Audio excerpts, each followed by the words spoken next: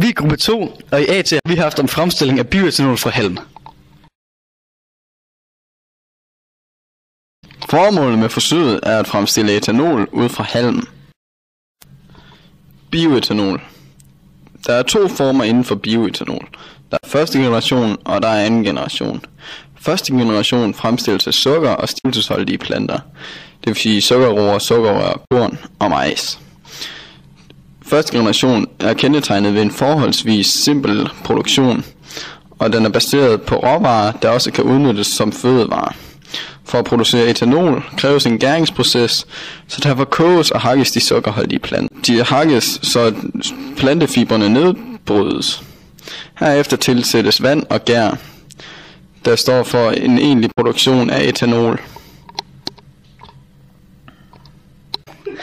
Anden generations bioetanol produceres af cellulosen og eventuelt sukker i retsprodukter, f.eks. halm, træspåner eller majsstængler.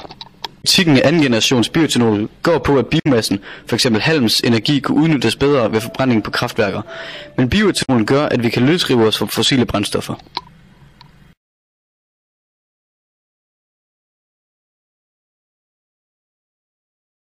Vi gennemgår forsøget med hjælp fra disse billeder.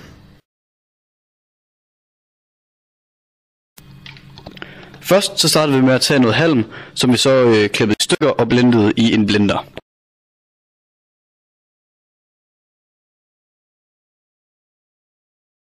Vi blendede det til ukendelighed. Herefter vejede vi så skålen med det i, og det viste sig at veje 18,48 gram.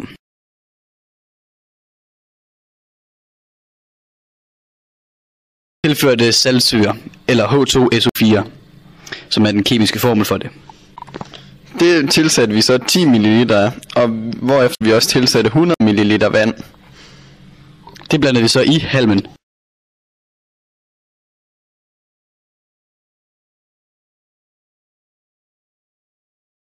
Vi satte det så i et varmeskab med 120 grader i en time, og ja, vi ventede i den time, og Lasse hyggede sig med sin tape. Efter en time i varmeskabet var glaskolben varm, og man blev nødt til at holde om den med en jakke.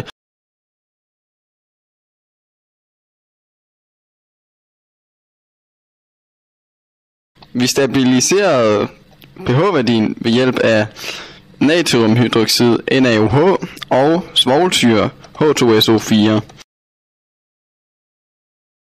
Meningen var, at vi skulle få pH-værdien til at være 4,8. Derefter skulle vi få resterende væske væk fra halmen.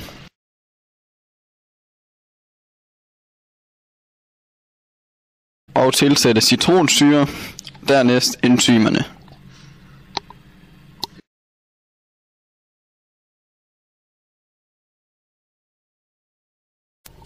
Og her lige lidt hurtigt om enzymer. Enzymer, de er organiske katalysatorer, og de fleste enzymer, de virker kun på reaktioner med organiske stoffer. Enzymer, de er specifikke, og det betyder, at under reaktionen, så opstår der ikke en masse biprodukter, som man skal betale for, og det skal renses væk og sådan. Så enzymer, de er hurtige, og normalt så øger et enzym hastigheden på en kemisk reaktion med cirka 1 million gange. Og så fungerer de ved fredelige eller trygge luftforhold, luftforhold, trykforhold, temperaturforhold og pH-forhold. Det vil sige, det er billigere, end man skal holde en høj temperatur, højt tryk eller meget lav eller høj pH-værdi.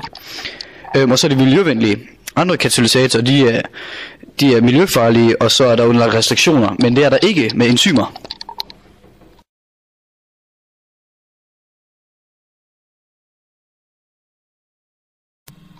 Vi tilsatte Gærekstrakt og gær for at opnå den gæringsproces, vi gerne ville opnå.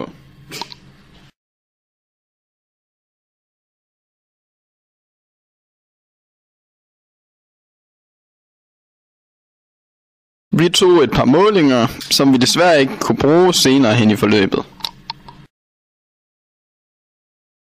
Efter en uge med hårdt arbejde og slid, røg det hele i vasken.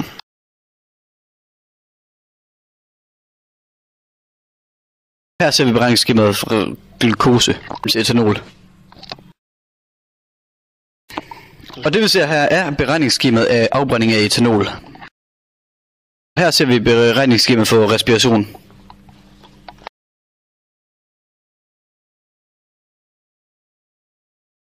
Og da der opstod lidt problemer med vores målinger, var vi nødt til at låne gruppe 3's målinger.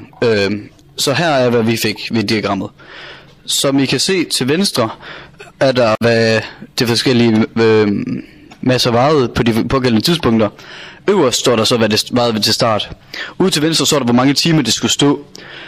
Og her ser vi så diagrammet over de målinger før. Resultat og vurdering. Resultatet, vi er kommet frem til, er, at vi har fremstillet bioetanol, men i sådan en lille mængde, at det ikke har nogen stor betydning.